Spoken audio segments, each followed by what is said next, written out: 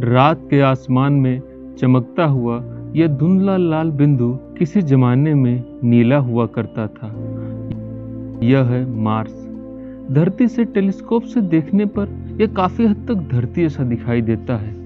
एक पथरीला ग्रह जिसके ध्रुवों पर बर्फ की चादर है।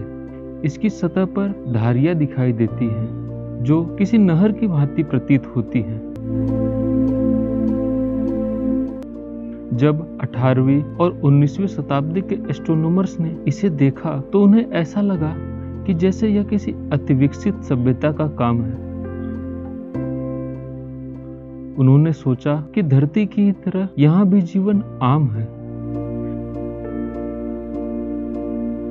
यही सोच H.G. वेल्स की novel War of the Worlds का आधार बनी, जिसमें उन्होंने बताया है कि किसी कारण मार्स पर पानी खत्म हो रहा है और अब वहां से जीव धरती की ओर आ रहे हैं और पानी की तलाश में।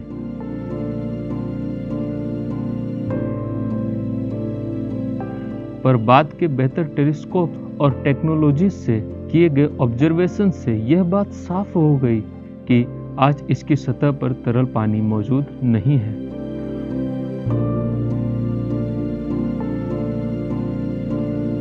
और अभी तक हमें मार्स पर किसी प्रकार का जीवन भी नहीं मिला, यानी आपको मार्शियंस के अटैक की चिंता करने की आवश्यकता नहीं है। खैर, ये तो हो गई मजाक की बात। आगे बढ़ते हैं। मार्स आज एक ठंडी और बंजर दुनिया है।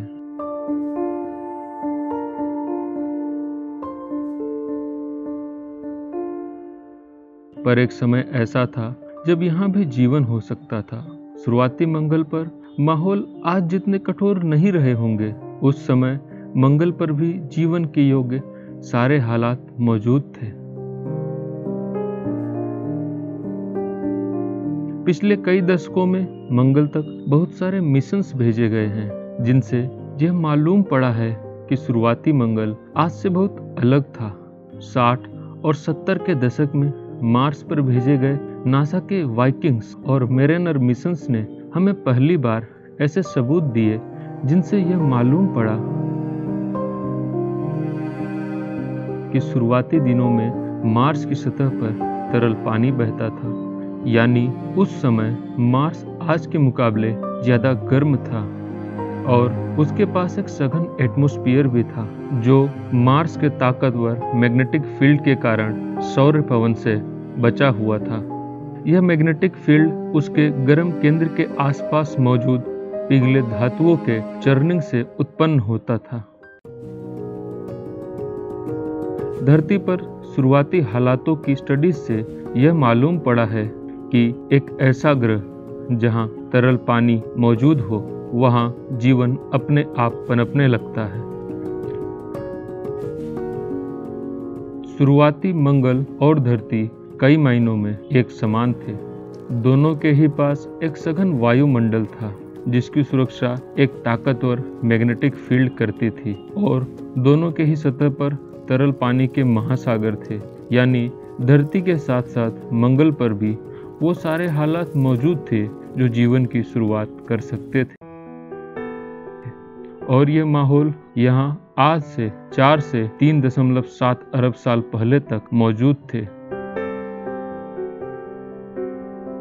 यानी इतने लंबे समय तक जिससे यहाँ पर भी जीवन विकसित हो सकता था, क्योंकि धरती पर भी जीवन लगभग इसी समय के आसपास शुरू हुआ था।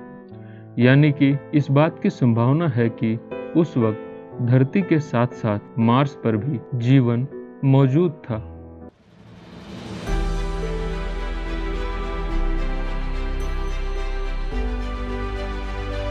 पर फिर आखिर मार्स पर ऐसा क्या हुआ कि आज यह एक बंजर दुनिया है? शुरुआती मंगल और धरती कई मायनों में एक दूसरे से मिलते जुलते थे। मार्स का भी जन्म धरती और सौरमंडल के बाकी पथरीले ग्रहों की ही तरह आज से 4.5 अरब साल से थोड़ा पहले हुआ था। इसका भी जन्म बिल्कुल उसी तरह हुआ था जिस तरह धरती का जन्म हुआ था, यानी धूल के कण चट्टानों का रूप लेने लगे और फिर यह चट्टान आपस में जुड़कर ग्रहों का रूप लेने लगे। पर इसका आकार धरती से आधा है। ऐसा इसलिए है क्योंकि इसका जन्म सौरमंडल के उस हिस्से में हुआ था जहां धूल और गैस के सामान की कमी थी। पर अगर हम आकार को छोड़ दें तो यह दोनों ग्रह लगभग एक जैसे ही थे।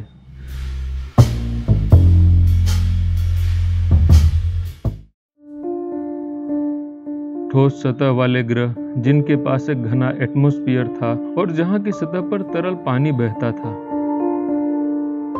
पर अंतरिक्ष में आकार बहुत महत्वपूर्ण किरदार अदा करता है।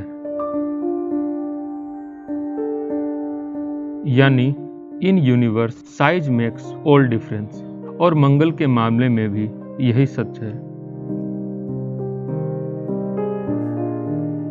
क्योंकि इसका आकार धरती के मुकाबले इतना छोटा है तो इसका मतलब यह है कि इसका केंद्र बहुत ही जल्दी ठंडा पड़ गया और सख्त हो गया, जिससे वो डायनामो बंद हो गया जो इसके ताकतवर मैग्नेटिक फील्ड को बनाता था।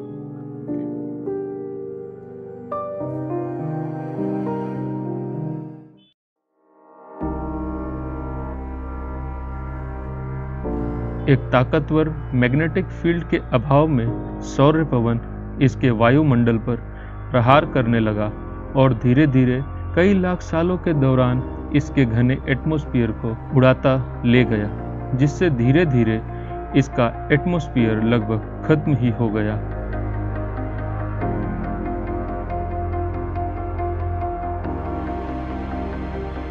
आज इसकी सतह पर बस नाम मात्र का ही एटमॉस्फेयर बचा है। यदि हम इसकी तुलना इसके शुरुआती दिनों से करें तो एक सघन एटमॉस्फेयर के अभाव में ग्रीन हाउस इफेक्ट भी काम नहीं करता है, जो यहाँ धरती पर तापमान को हर वक्त सामान्य बनाकर रखता है। इस कारण मार्स पर एक्सट्रीम कंडीशंस होने लगे। एक कम घना वायुमंडल इतना दबाव नहीं उत्पन्न कर पाता है कि पानी तरल रूप में रह पाए, जिससे मार्स का ज्यादातर लिक्विड वाटर भाप बनके एटमॉस्फेयर में चला गया और फिर सौर पवन एटमॉस्फेयर के साथ उसे भी मार्स से दूर ले गए।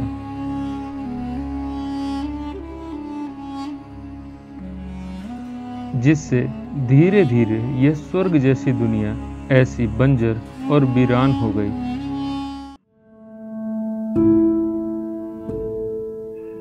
अगर मार्स का आकार भी धरती जितना ही होता तो शायद इसकी किस्मत कुछ और होती। शायद यह आज भी धरती जैसी ही रहती, यह भी जीवन से भरी एक स्वर्ग होती।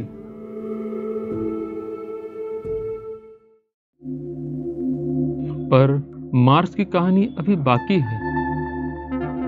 हो सकता है कि इसका सारा जीवन खत्म न हुआ हो। इस बात की संभावना है कि आज भी यहाँ माइक्रोस्कोपिक मार्शियंस हों, पर अगर ऐसा नहीं भी है तो भी इसका फ्यूचर ब्राइट है।